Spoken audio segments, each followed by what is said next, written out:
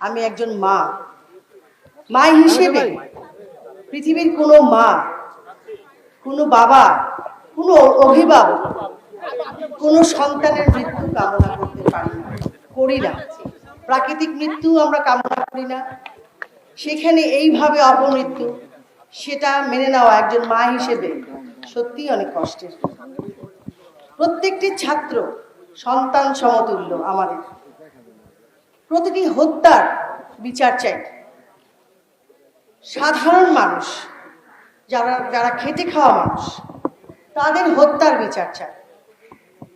সাংবাদিক ভাই বোনেরা যারা নিহত হয়েছেন, যারা আহত হয়েছেন, তাদেরও হত্যা এবং আহত হবার সাথে যারা জড়িত আছে তাদের বিচার চাই।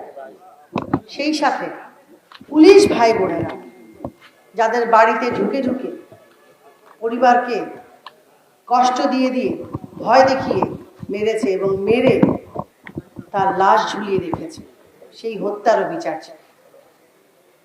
আমরা সত্যি বিশ্বাস করেন আপনাদের সাথে আছি, ভুল বুঝবেন না। এবং যারা ছাত্র, তাদের কাছে তো পৃথিবীটা হাতের মুঠোয়। আপনারা অনেক স্মার্ট, আমি জানি আপনারা অনেক বুদ্ধিমান।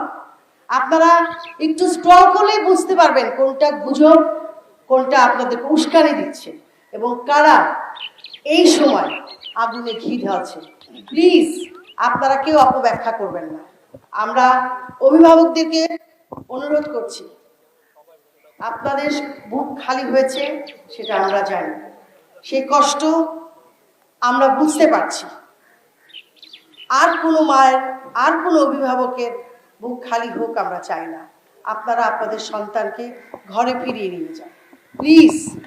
আশা করি সরকার তার দায়িত্ব পালন করবেন। স্কুল, কলেজ, ইউনিভার্সিটি অবশ্যই খুলবে। আমি শিক্ষকদের অনুরোধ করব, আপনারা আপনাদের ছাত্রদেরকে ক্লাসে ফিরিয়ে দিতে বলেন কিংবা ঘরে ফিরে যেতে বলেন। আমরা মাথা ঠান্ডা করে বসি, আমরা একটু চিন্তা করি যে আসলে আমরা কি করছি, কেন করছি, কিসের জন্য করছি। কোনো সহিংসতা আমরা চাই না, বিশ্বাস করেন চাই না। আপনারা যে যাই বলেন, আমি শিল্পী হিসেবে আসি নাই, আমি মা হিসেবে আসি। আপনাদের কাছে আমাদের করজোড়ে মিনতি, আপনাদের কাছে হাত জোর করে বলছি, প্লিজ আপনারা আর কোনো সহিংসতা হতে দেবেন না।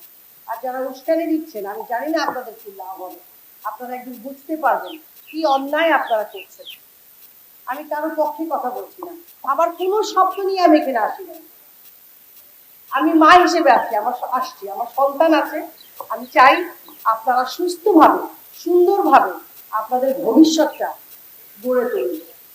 পৃথিবীটা অনেক সুন্দর, এইভাবে সহিংসতা করে জীবনটাকে নষ্ট করবেন না। আপনারা সবাই ভালো থাকেন।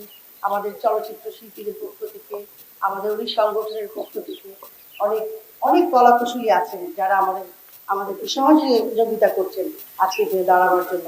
আপনাদের সবার প্রতি, সাংবাদিক ভাই বোনেরা, আপনাদের সবার প্রতি আমাদের শ্রদ্ধা, ভালোবাসা। ডাক্তার, ইঞ্জিনিয়ার যারাই আছেন সবার প্রতি আমাদের শ্রদ্ধা। এবং প্লিজ যারা ভালো কথা বলতে পারেন, যারা বোঝাতে পারেন, যারা বুদ্ধিমান, তারা একটু বসেন, সবাই মিলে বসেন, দেখবেন সুন্দর একটি সকাল